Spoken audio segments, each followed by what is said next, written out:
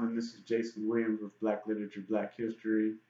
And this evening, we're going to cover the official report of John Brown's raid upon Harper's Ferry, Virginia, October 17 through 18, 1859.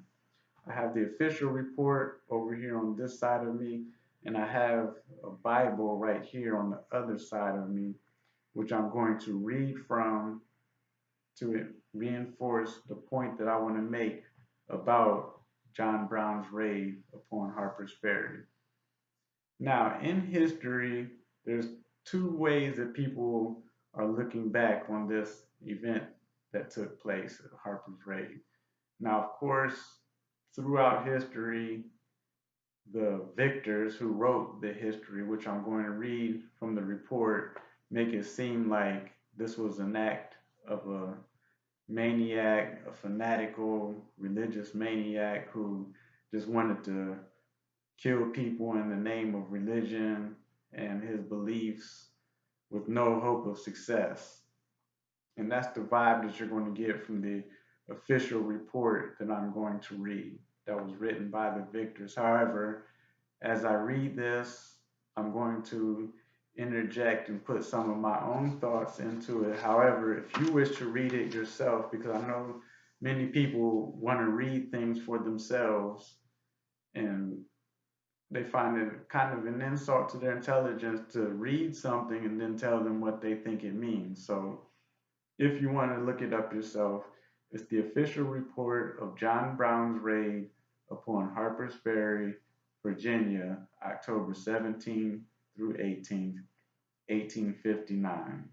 And I found this in the Quarterly of the Oregon Historical Society, Volume 10, Number 3, September 1909, pages 1314 through, no, pages 314 through 324. So, now, so they're going to look at it as a maniac. However, I think it's very valuable that we look at it from John Brown's religious perspective, because in the black community currently, we all believe, from what Malcolm X taught, and it's true, that white folks used Christianity to make their slaves docile and to turn the other cheek. However, John Brown followed scripture in the Bible that gave him the strength to follow through and arrange this attack and justify this attack upon slave owners that he managed.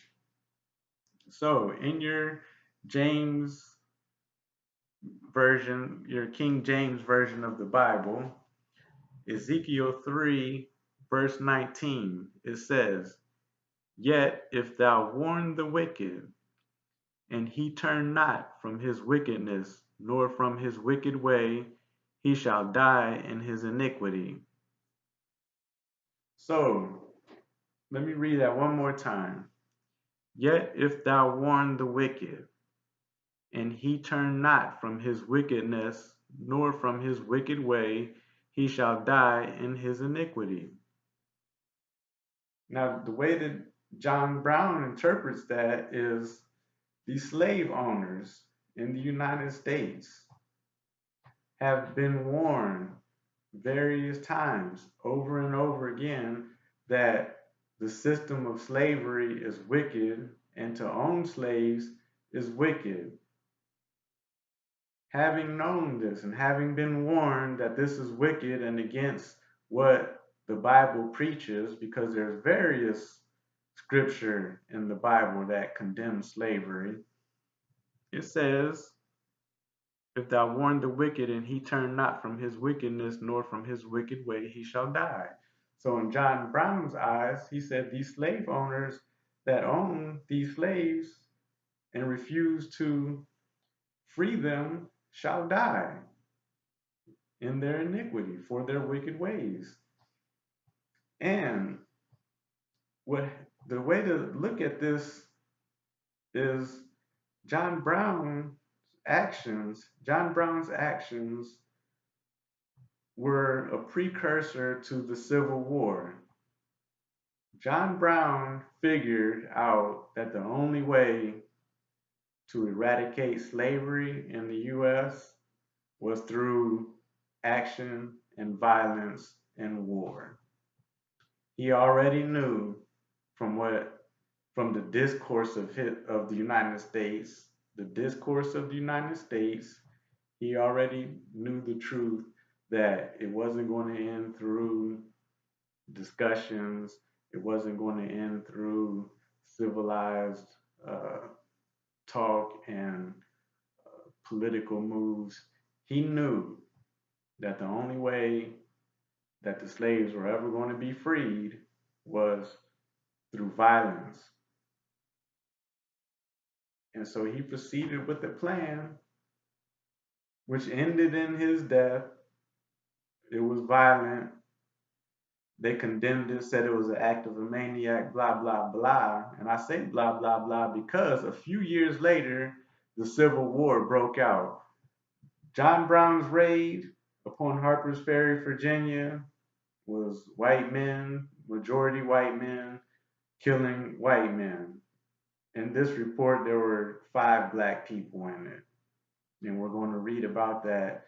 And the Civil War was the North against the South. Bloody battle. So therefore, John Brown's raid was just a smaller version of the Civil War, except he lost, where in the Civil War, the North ended up winning. So I'm going to read this report, and the reason why I'm choosing to just read this report is because even though this report was written by the victors and they got their bias on it, the facts of what actually occurred still remain true. And what I talked to you before about militia being set up in the Second Amendment, or rights being set up for white men who own property, that is going to show here when he talks about the army came in with volunteers. Who are these volunteers? How can you just be moving in the army and all of a sudden have volunteers? No, these were white men getting together to shut down a slave rebellion, a slave insurrection led by this white man, John Brown. And there's the reason why I'm focusing in on this John Brown is twofold. One is because it was mentioned in Langston Hughes's autobiography, The Big C, when he said that his grandmother was the last surviving widow of John Brown's raid on Harper's Ferry. So we're going to get the history on that. And another reason is because many stories that I hear and many people that I listen to on YouTube, they talk about white supremacy, and then they always want to say, but not all white people are bad, and then they bring up John Brown. So I believe that is important that we actually know who John Brown was. And this kind of hits close to home because I'm actually originally from Canton, Ohio, and John Brown actually lived in Ohio.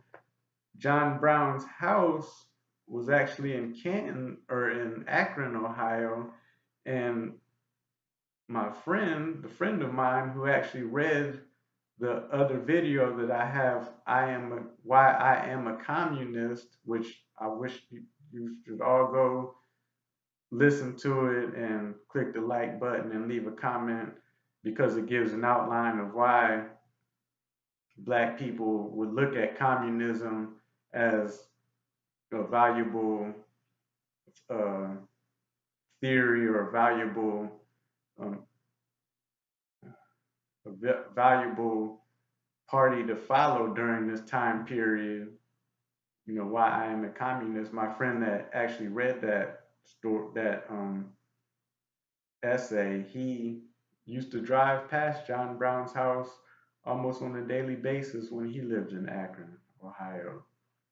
So, and then Langston Hughes ended up living in Ohio. So this all comes around in Ohio. However, the John Brown's raid upon Harper's Ferry happened in Virginia back in 1859. So I'm going to read this report. Okay. The official report of John Brown's raid upon Harper's Ferry, Virginia, October 17 through 18, 1859. And the first part is written by a representative, and the second part is written by Robert E. Lee, which we know through the Civil War he becomes General Robert E. Lee. So the semi-centennial anniversary in the month of October of John Brown's raid at Harper's Ferry makes a reprint of the Secretary of War's report of the affair to Congress apropos. The editor of the quarterly is indebted to Honorable Thomas W. Proch of Seattle for the suggestion and the text of this report. So here's where the report actually begins. The recent conspiracy and effort at insurrection and plunder attempted at Harper's Ferry constitute altogether one of the most surprising and startling episodes in the history of our country. A fanatical man, stimulated to recklessness and desperation by the constant teachings and intemperate appeals of wild and treasonable enthusiasts, unrestrained by the Constitution and laws of the land, by the precepts of religion, by the appeals of humanity or of mercy, formed a conspiracy to make a sudden descent upon the people of Harper's Ferry, to rob the arsenal, plunder the public property, and stir up servile insurrection. Now, it's funny that the South here, prior to the Civil War, is looking at this move that John Brown is beginning, or that this event that John Brown brought forth, they called it treasonable enthusiast, unrestrained by the Constitution and laws of the land, and a conspiracy when, during the Civil War, the Confederates fighting for the South were committing treason. That flag is a symbol of treason against the United States. However, when they want to demonize someone for their actions, they look at this as, they call it treason. And the funny thing about this is when you do further research on this, the international world was looking at the United States, even at this time, England, and they were wondering why the U.S. was condemning a man who was fighting against slavery, because England had outlawed slavery way before the United States did. So when John Brown, if you do some research outside of this, which I have done, but I'm just going to read this, but they question the United States and say, why are you going to condemn a man who was fighting against slavery? Because that's what you should be doing. Because eventually John Brown was caught along with some others and hanged afterwards. So, okay, the plan devised and the mode of executing it were such to promise every hope of success. The conspirators rented a farm in the state of Maryland within a few miles of Harper's Ferry, where they remained for some months, apparently following peaceful, probably useful pursuits, during which time they took effectual means to conciliate the kind feelings of the people of the adjacent country, and particularly those of the village of Harper's Ferry. They became perfectly familiar with the localities of the place, streets, houses, arsenal, workshops, so that its contemplated seizure might be effected at any hour of the night without confusion or any usual movement calculated to attract attention or arouse suspicion. They knew perfectly the universal and unsuspecting security of the entire population. Up to the night of that attack, there never was a man within the Commonwealth of Virginia who went to his bed with the slightest apprehension of danger from attack by citizens of the United States in any numbers, from any region, or for any purpose whatsoever. Now, when they're talking about this, they're also including the slaves.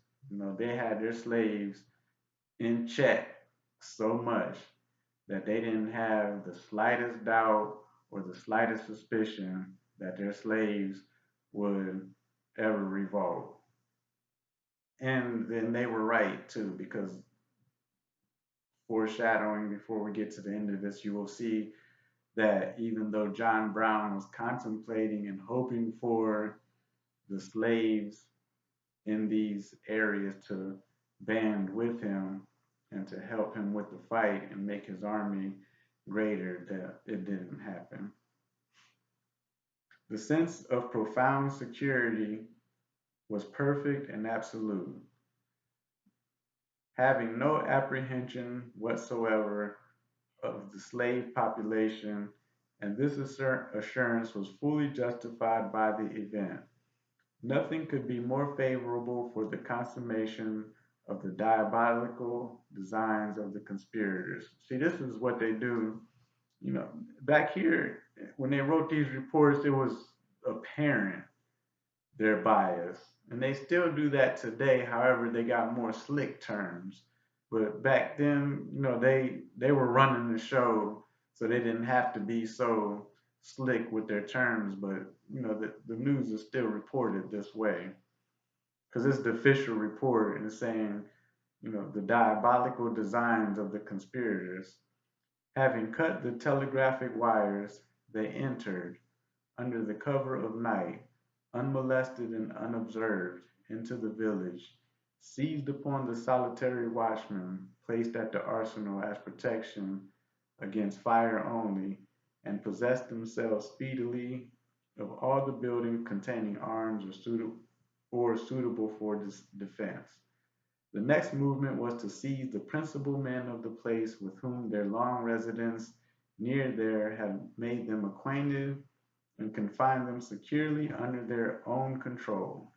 These arrests were made singly and in every instance by several perfectly armed men who conveyed their prisoners to the place of confinement. This process was carried on throughout the night and extended not only to the village but to the country around.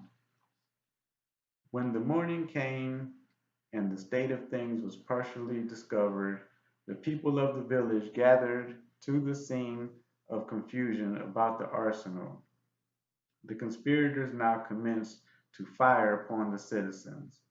Then, for the first time, did the atrocious designs of these men fully appear, and strange as it may seem, it was only then discovered that the citizens of the place were almost wholly without arms and ammunition of any sort. Presently, however, some arms and ammunition not in possession of the plunderers were found, and when the men of the village and those who had assembled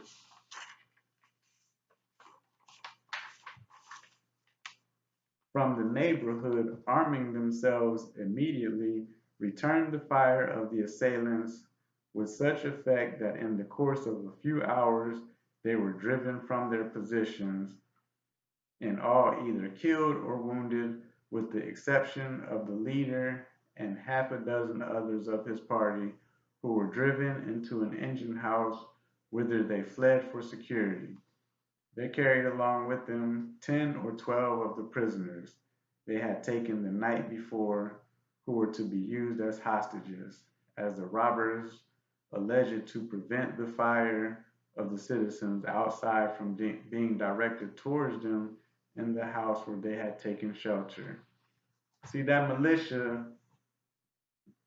that, the Colonel Norwoods and the captains and all these military positions that they used to call these slave masters, they were in position. They said that even though all the arms that these guys tried to take prior, within a few hours, the neighborhood, arming themselves, immediately returned the fire of the assailants with such effect that in a few hours they were driven from their position. See, the white supremacist system that they had in place was efficient.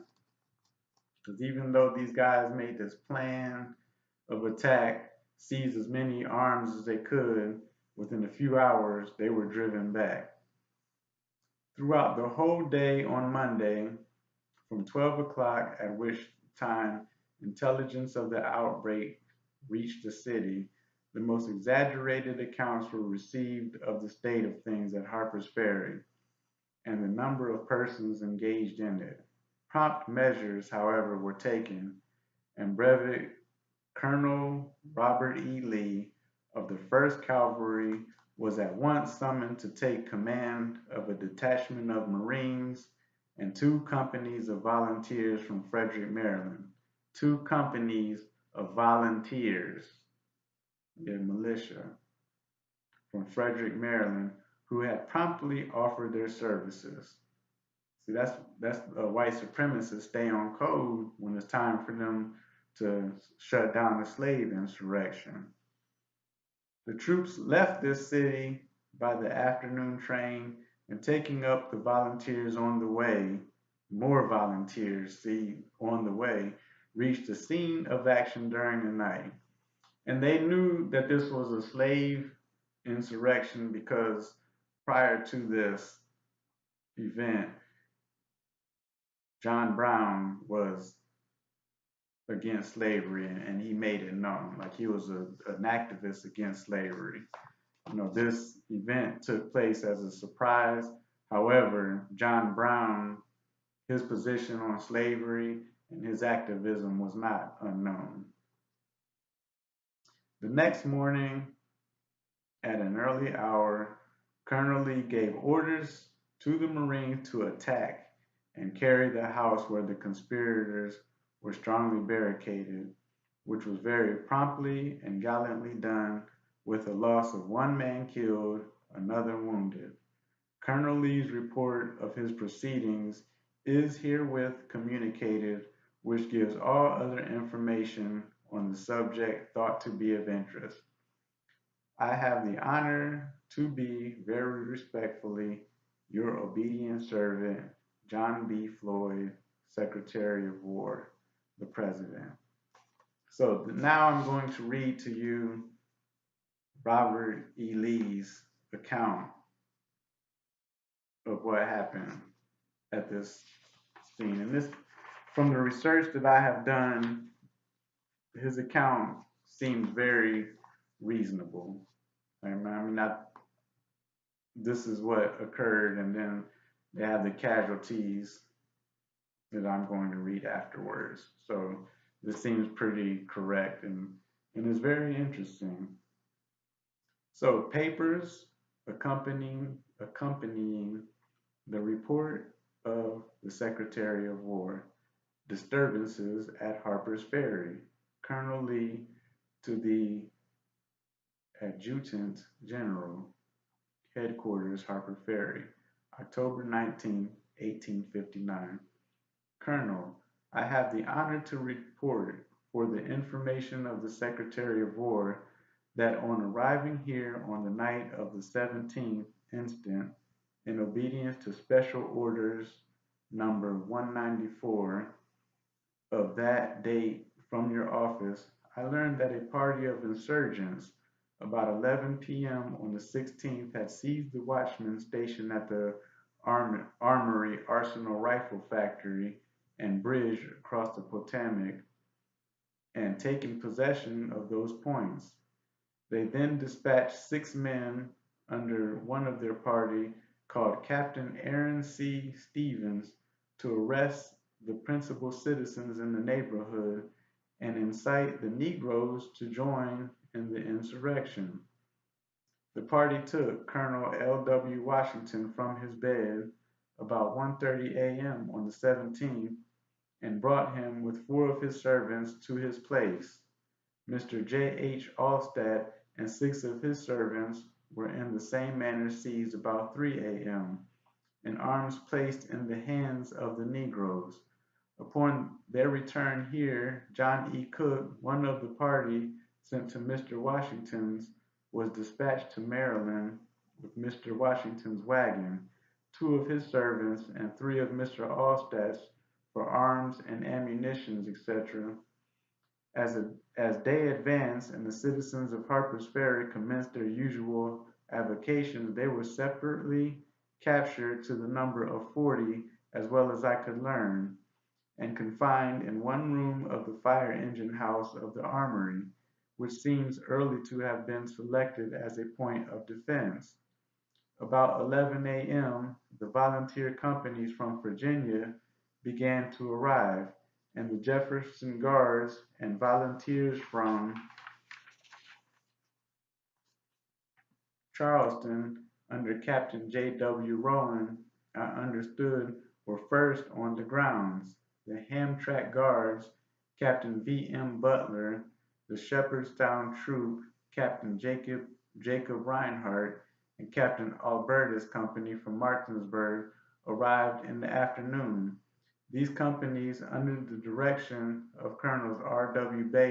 Baylor and John T. Gibson, forced the insurgents to abandon their positions at the bridge and in the village and to withdraw within the armory enclosure, where they fortified themselves in the fire engine house and carried 10 of their prisoners for the purpose of ensuring their safety and facilitating their escape, whom they termed hostages, and were names and whose names are Colonel L. W. Washington of Jefferson County, Virginia, Mr. J. H. Allstat of Jefferson County, Virginia, Mr. Israel Russell, Justice of the Peace, Harper's Ferry, Mr. John Donahue, Clerk of Baltimore and Ohio Railroad, Mr. Terrence Byrne of Maryland, Mr. George D. Shope of Frederick, Maryland, Mr. Benjamin Mills, Master Armorer, Harper's Ferry Arsenal, Mr. A. M. Ball, Master Machinist, Harper's Ferry Arsenal, Mr. J. E. P. Dangerfield, Paymaster's Clerk, Harper's Ferry Arsenal, Mr. J. Bird, Armorer, Harper's Ferry Arsenal. After sunset, more troops arrived. Captain B. B. Washington's, so that's 2 B's, Captain B. B. Washington's company from Winchester, and 3 companies from Fredericktown, Maryland, under Colonel Shriver. Later in the evening, the companies from Baltimore under General Charles G. Edgerton, 2nd Light Brigade, and a detachment of Marines commanded by Lieutenant J. Green, accompanied by Major Russell of that corps, reached Sandy Hook, about 1.5 miles east of Harper's Ferry. Now that's interesting because one of the chapters in Langston Hughes' autobiography that we read occurred at Sandy Hook. And notice the amount of militia that they're sending to stop this raid. Now, the raid didn't have that many people, but as I'm reading here, and you might be just fading out because I'm reading so many names, if you're paying attention, these are companies that are being dispatched to take down this insurrection. So I continue.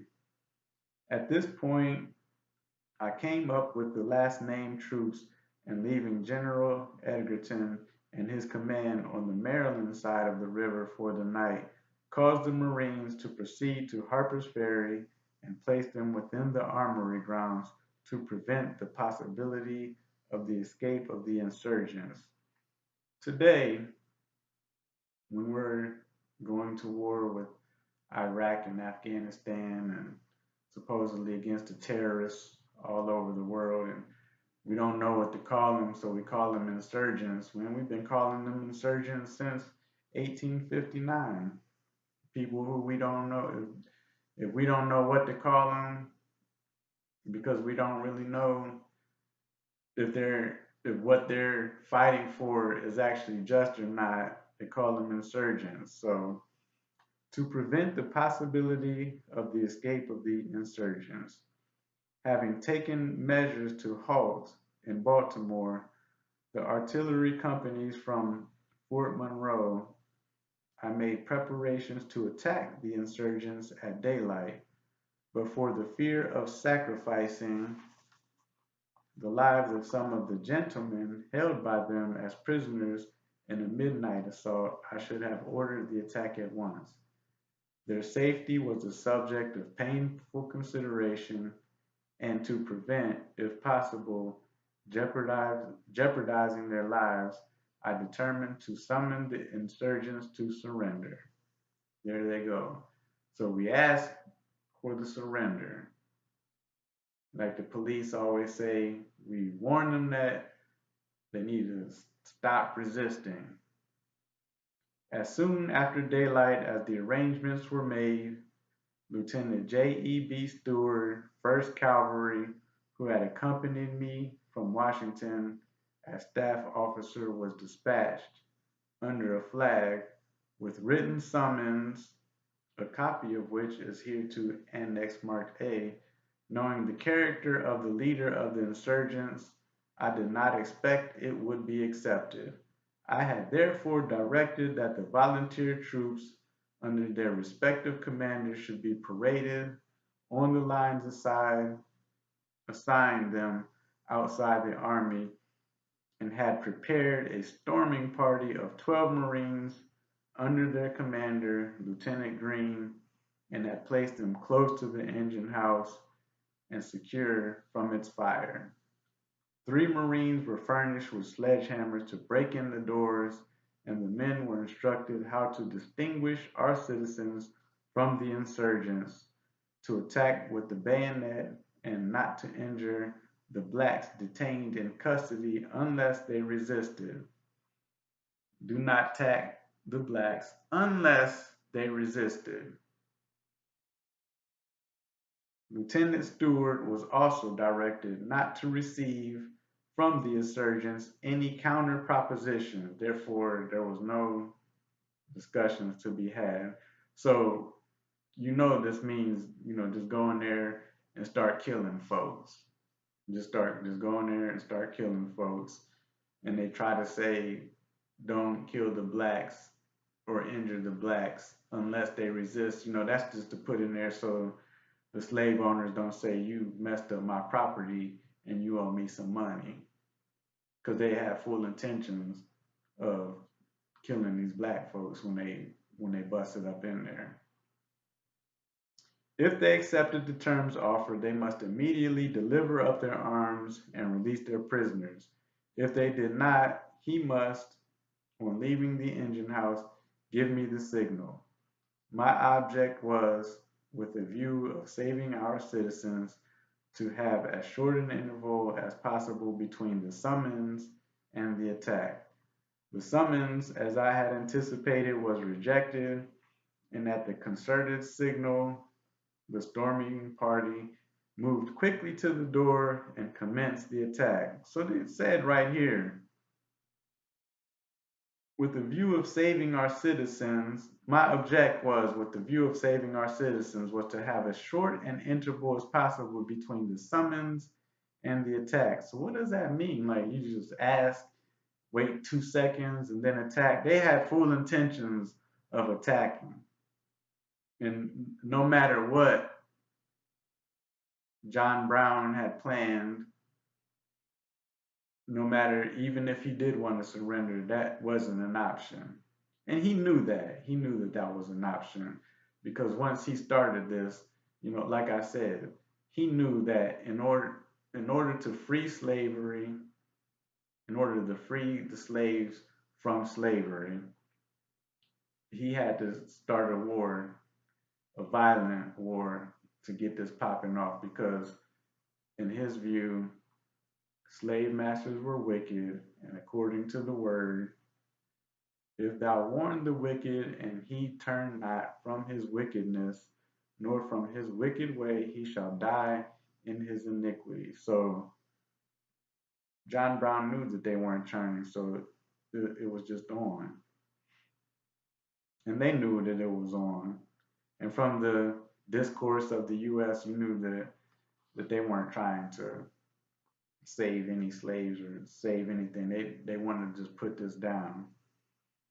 The doors, okay, at the concerted signal, the storming party moved quickly to the door and commenced the attack. The fire engines with the house had been placed by the besieged close to the doors. The doors were fastened by ropes, the spring of which prevented their being broken by the blows of the hammers. The men were therefore ordered to drop the hammers, and with a portion of the reserve to use as a battering ram, a heavy ladder which they dashed in a part of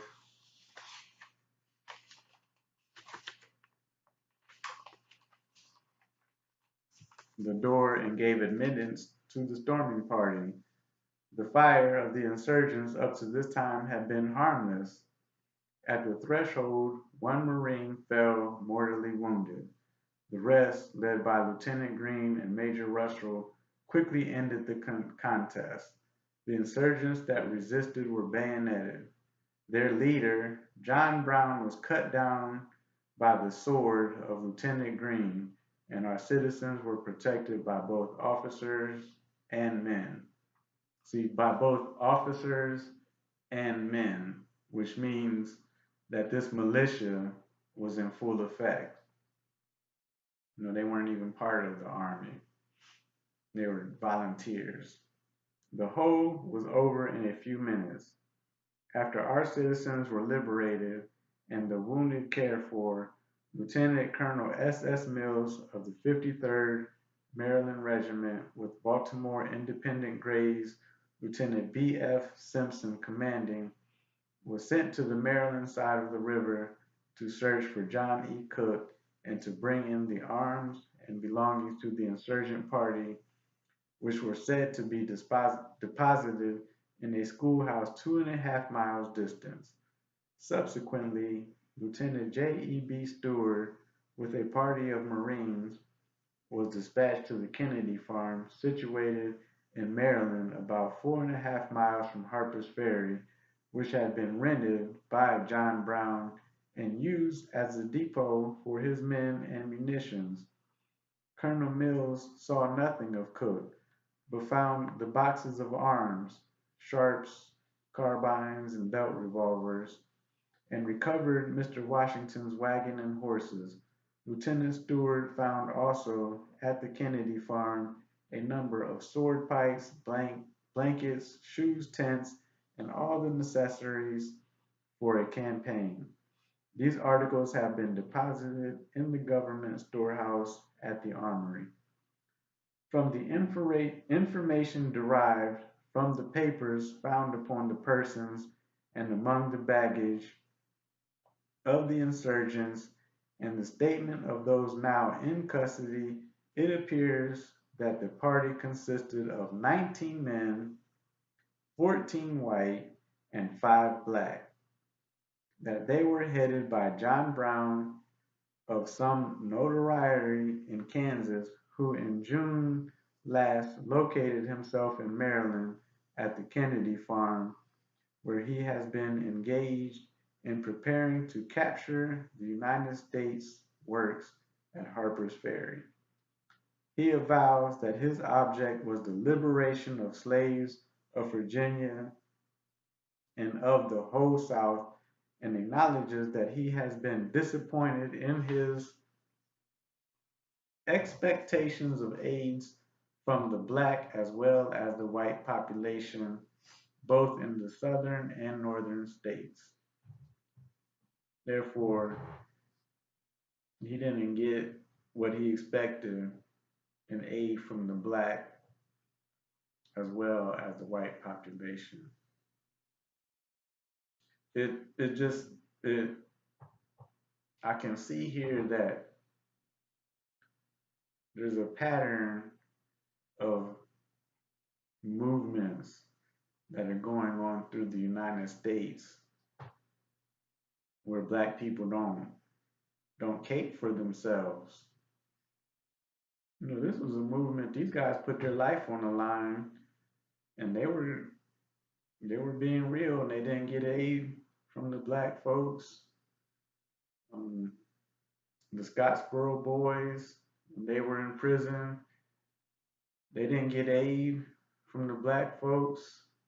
When the money was put up to get lawyers and everything, the communists provided most of the support, and they put up most of the money, and they saved them from getting hanged.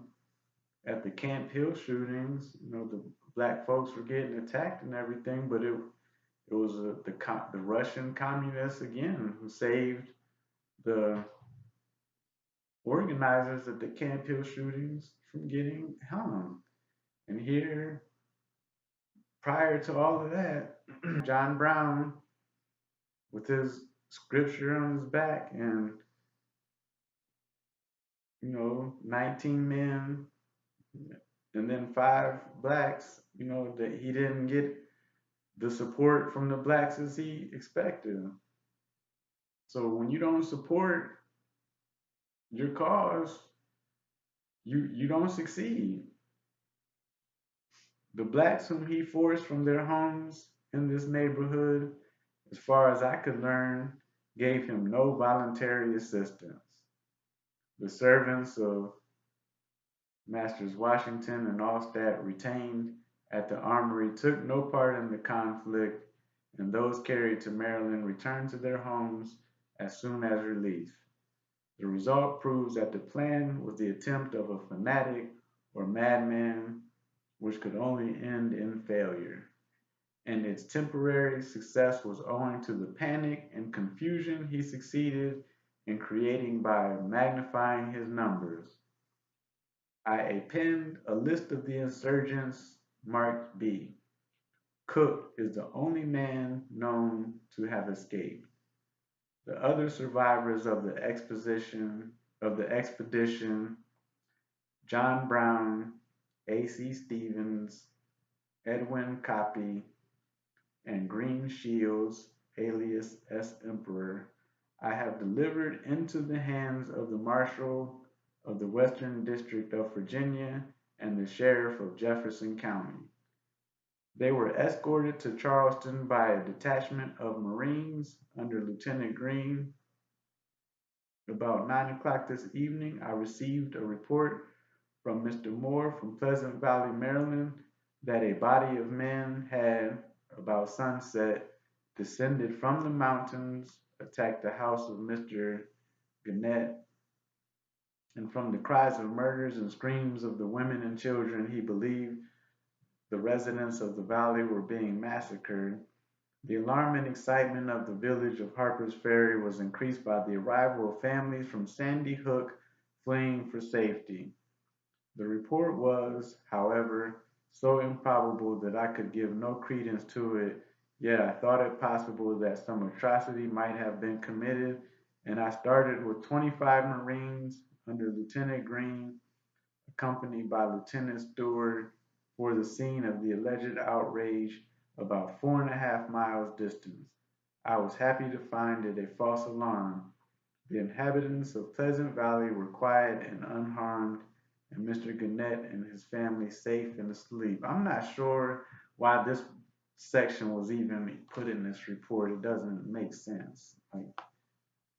They put, after talking about John Brown and everything, they had this false alarm.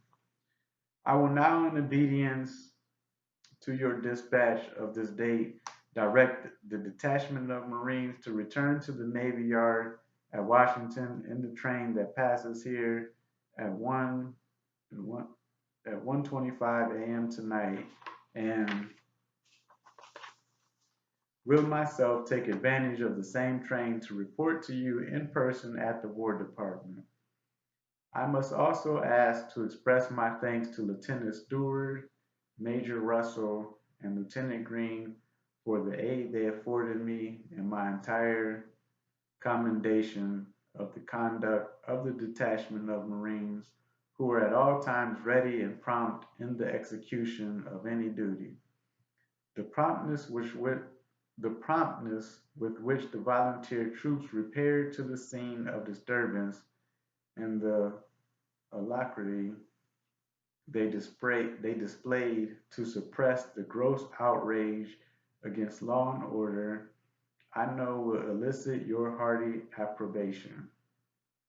Equal zeal was shown by the President and officers of the Baltimore and Ohio Railroad Company in their transportation of the troops and in their readiness to furnish the facilities of their well-ordered road.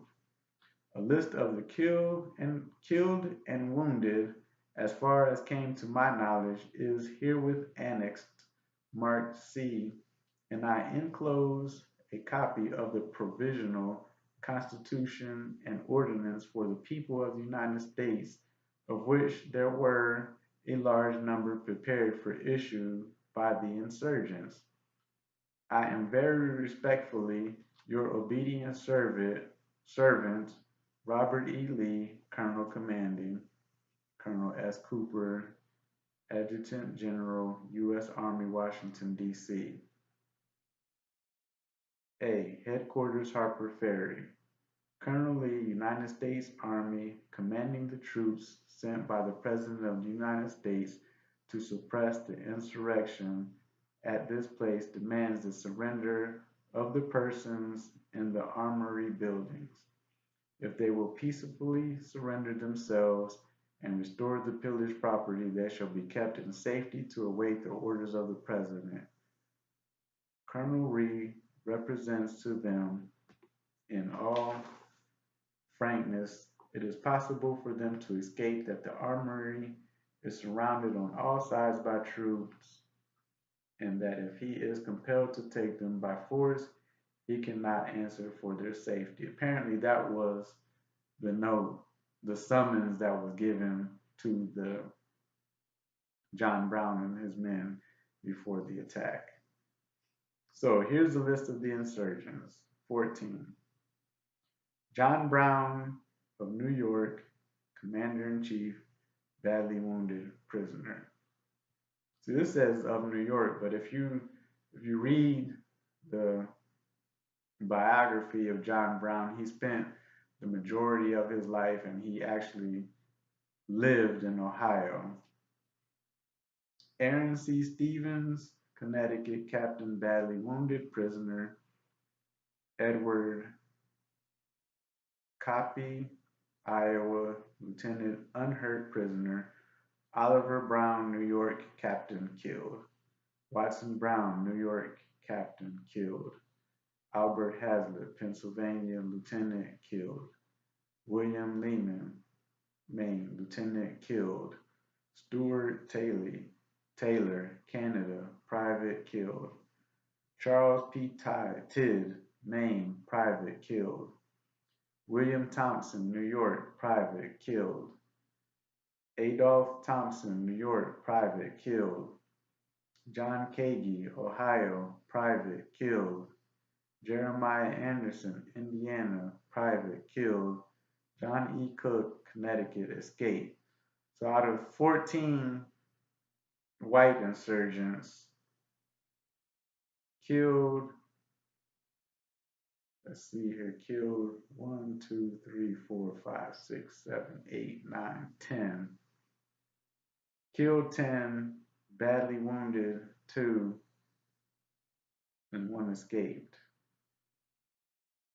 And 1 was unhurt.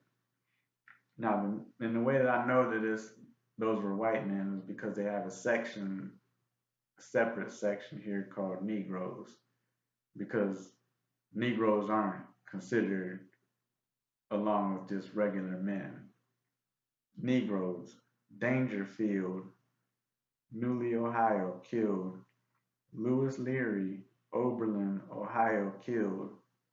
Green Shields, alias Emperor, New York, unhurt prisoner. Copeland, Oberlin, Ohio, prisoner. O.P. Anderson, Pennsylvania, unaccounted for. So out of 5 black people, 2 were taken prisoner, 2 were killed, and 1 unaccounted for, which means he was killed as well. Then they have a list killed and wounded by the insurgents.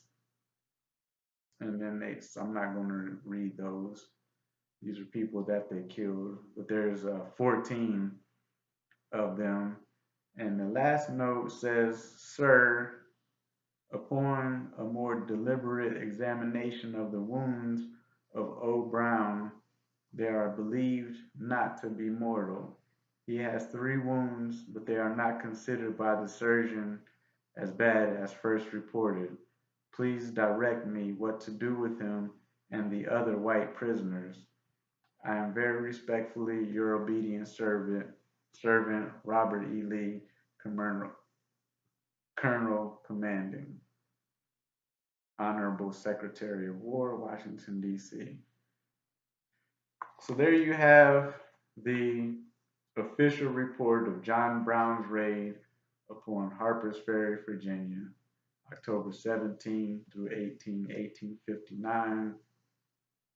This report is going on, this page is going on to the end of the hour. I guess this is my longest video, but this will be my last video for a few days.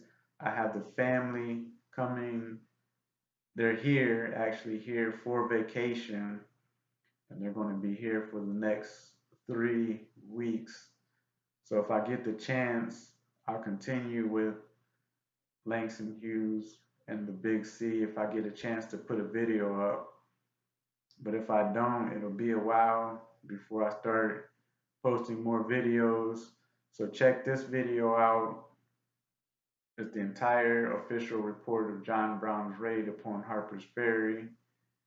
And check my other videos out. Leave some comments. I will be able to comment and respond to your comments to my videos. And welcome to Black Literature, Black History. This is Jason Williams. Have a nice evening.